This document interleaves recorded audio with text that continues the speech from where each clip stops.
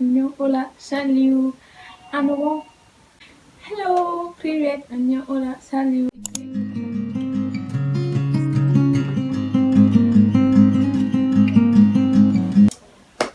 Honestly, I'm sorry I'm starting the video like this. I have been talking for the past 5 minutes and the phone was not recording. Tell me why. Riddle me this and answer me why. I had to go through that. So, as you can see from the title of the video, I have my book here by the way. I wrote down my points. Let's not beat around the bush. I completed a 100-day Duolingo streak, and here's what I think about it. First of all, a little explanation, a little background story. What is Duolingo? Duolingo is a language learning app, period. There's Babbel, there's Lingoda, and some other apps.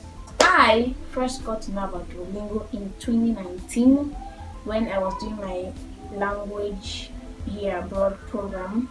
Julomi specifically, a friend of mine, introduced the app to me, and then I reckon other people in the class at that time around me were also using the app. So Mr. Duolingo and I have come a long way. I started learning Korean with Duolingo, I started learning Spanish, and I'm pretty sure it's Mr. because the owl looks male. Do they even have male owls? I can't miss this. Duolingo doesn't sound. I think it's an app. Apps are males. Let's go, Mr. Duolingo. Duolingo is a nice app. Yeah, it helps you practice your oral, because some lessons you have to speak and pronounce the words and say the sentences. It helps you practice your grammar to an extent. It helps you practice your listening skills, and many other things. And recently they've been doing some upgrades clearly, and one of the upgrades that I really like is the upgrade that you get to congratulate a friend of yours on the app. For example, if I do a 10-day streak or 30, 50 days streak, Duolingo might send a message to one of my friends, two, three of my friends, telling them that I did this and they should congratulate me. And they congratulate me, and the same happens vice versa. And I love it. I love the camaraderie. I love the encouragement. I love that. Now, there have been ups and downs with Duolingo and I think some time ago I deleted it, then I reinstalled it, and all of that. So it's not been like the most rosy, perfect journey with the app.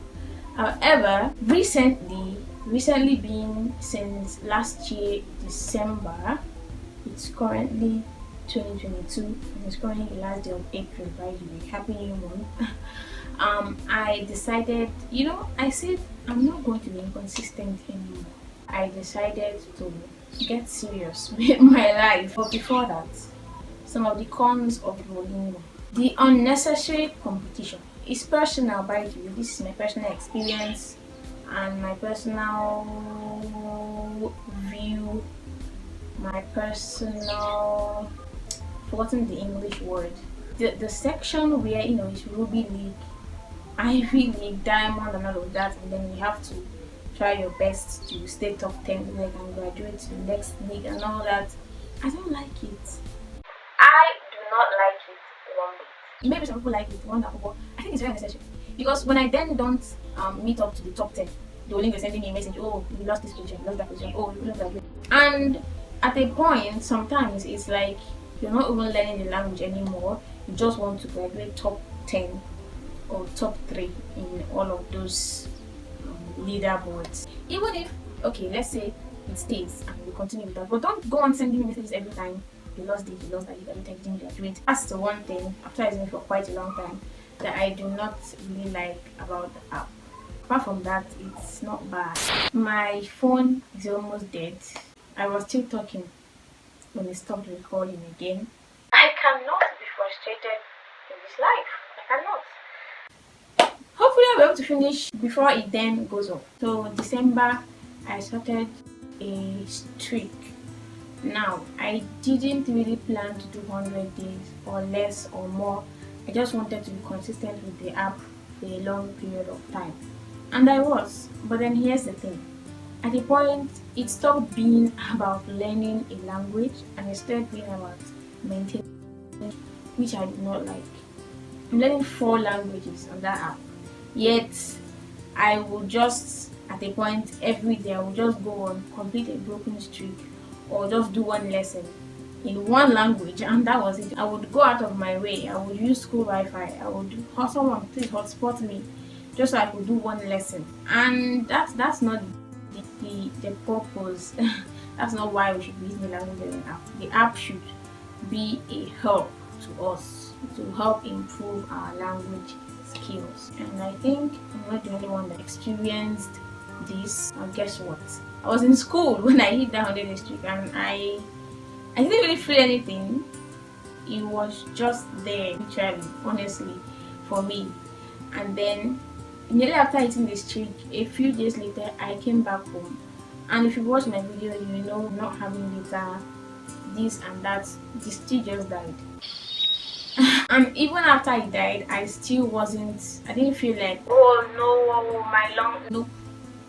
And I don't know, I just became passive about the whole thing. Even while maintaining this streak, I knew that this is not what I should be doing. I should actually be learning the languages and not just doing that. And then after the streak broke, I really didn't feel anything. If I did feel anything, it was that finally I can now get back to normal. But yeah, that's what I think, and that's what my experience. Now I'm happy to say that I am back. When I've dedicated a particular time to learn Korean or Russian, I will go on the app and I will use it and I will learn. If I miss a day, don't really care. If I got a long streak, wonderful. But so that's where we are. I don't know if I missed saying a lot of things, but do I recommend the app? Yes, at least, at the very least, it will help you to an extent. But then here are some tips on how to use Duolingo to learn a language, or on how to use an app.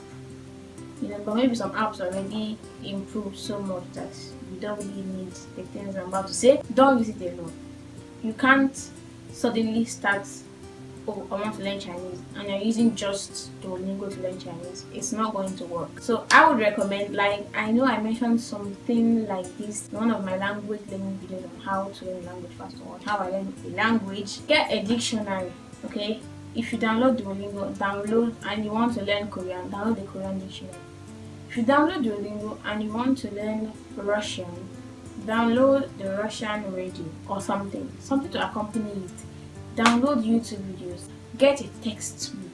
There are online textbooks these days. My phone is 10%. I don't know if this is still recording. Get books, get videos, get dictionaries. The best thing to do is accompany the app with other learning materials. That is my tip. I hope you enjoyed this video. Don't forget to subscribe and share, and I will see you in the next video. Bye. Adios. Annyeong. Au revoir. Paka paka.